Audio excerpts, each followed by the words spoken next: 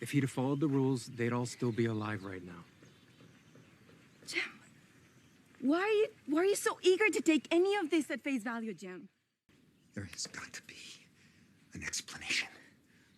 And none of you fucking people seem to be looking for it. What's the deal, my familiar? You know what it is, Don Tony Teflon. I'm back at you, another one. And now that season 3 is over for From, it seems to have left more questions than answered than the previous ones. Yes, we have seen some of these answers fulfilled, like the bracelet theory and everything going on with Tabitha and Jim, but there are many more questions that are out there that have not been answered. In this video, I'm going to break down one of these, and that is the Man in Yellow. Who is the Man in Yellow forward in the upcoming seasons? Now that's weird because he was only on set the one time at the end of the season when he shot his one scene on set. In fact, he hasn't met any of the other actors except for the ones who were on that scene for that shot in the show, which is crazy because the pictures that were drawn, and he said were drawn by the people who make the show,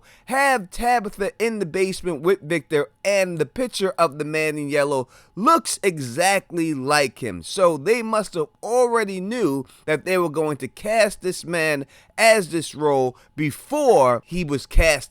Another thing he said was that he considered himself in upper management. Now, the only people he could be managing would be the monsters. So now we have confirmation, in my estimation, that the Man in Yellow is the person that has control over the monsters. But why would he have control over these monsters? To me, it seems like he is the one who actually transformed these monsters, gave them the ability to make this wish, and turned them into the monsters that we see today. And this supports my theory that the Man in Yellow is actually an evil djinn, or genie, whatever you want to call, someone who can grant wishes to people but don't give the people the actual wishes that they wanted to get.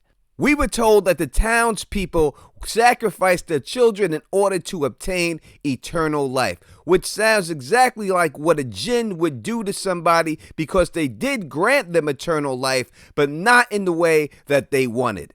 Another thing that supports my theory is rooted in science, and that is the term called a jinn paradox. Now, the jinn paradox is a term used to describe the never-ending time loop, or a series of casual loops that have no clear beginning or ending.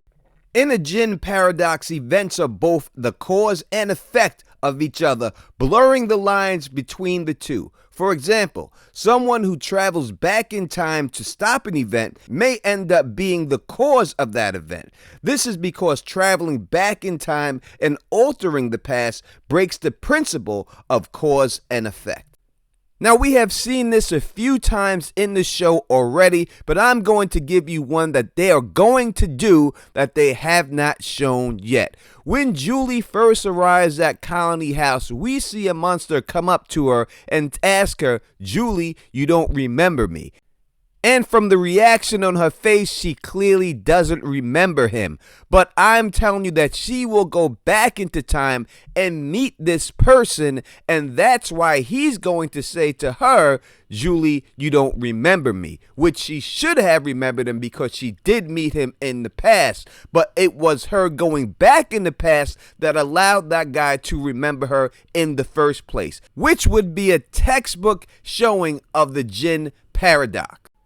They also show us Boyd stuck in the well, and then a rope gets thrown down to him, which we learn later that Julie is the one who throws the rope down to him. But Julie had not thrown the rope down to him when we see Boyd come out of the well to begin with. Again, this is a jinn paradox. Now, jinns are supposedly afraid of iron, which would make sense that outside of town in the settlement, the totems, they specifically show Jade pull an iron rod from one of them. They also find a bear trap outside, and from that period, most of those bear traps were made of iron. Jinns cannot be seen by humans in the physical realm. It is said that animals such as wolves and dogs do have the ability to see jinns, which is the reason why I believe the boy in white is always walking around with the dogs. It is also said that jinns can be unlocked into this world when humans are corrupted by something. And what is that something? That is, their heart is corrupted by. They are usually invisible, but can become visible when they shapeshift into animal forms. And their favorite shapeshifting form is that of birds.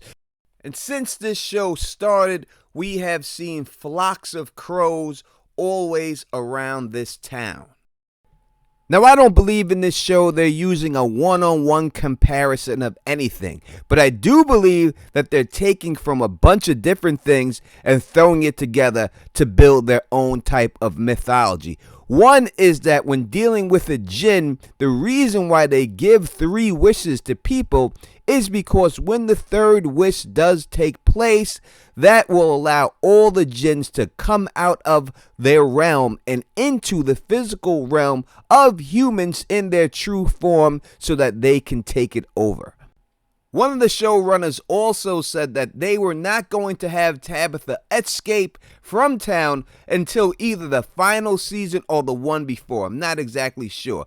That being said, this was all moved up. So everything that we see right here might have happened in the final season, meaning that the man in yellow may not have made his debut if they got their way and they did it the way they were originally going to do it until the final season, which also means that Victor's father wouldn't have made his debut until the final season. Acosta wouldn't have made their debut until the final season. So this whole bottle tree thing would not have come out until the final season, but they decided to move the storyline up.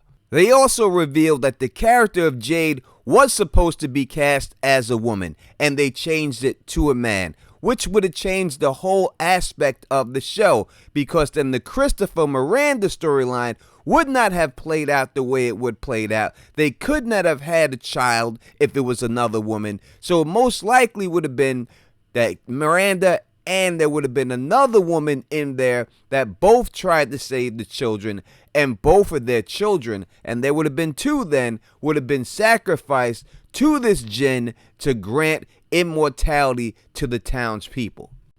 Now, the name of one of the most powerful jinns that they have, and there are many jinns out there, is called the Golden One. And this jinn is shown in yellow and black all the time. And it just so happens that we have the man in the yellow suit with black eyes. So the man in yellow to me is a jinn, and yes, that would make him an alien before people start to ask. He would still be an extraterrestrial, so that theory of mine of this being done by aliens and alien technology would still stand. But in the end, you tell me what you think. Is this man a jinn, or is he something else? I understand that people do believe he's the king in yellow, and in that interview he does mention something about the king in yellow. So I suggest that you go check that interview out that I just did with him if you want to learn more. And if you like the way I do this, please thumbs up this, spread this across the realm, and of course subscribe. And until next time, you know who it is. Peace and stay sexy.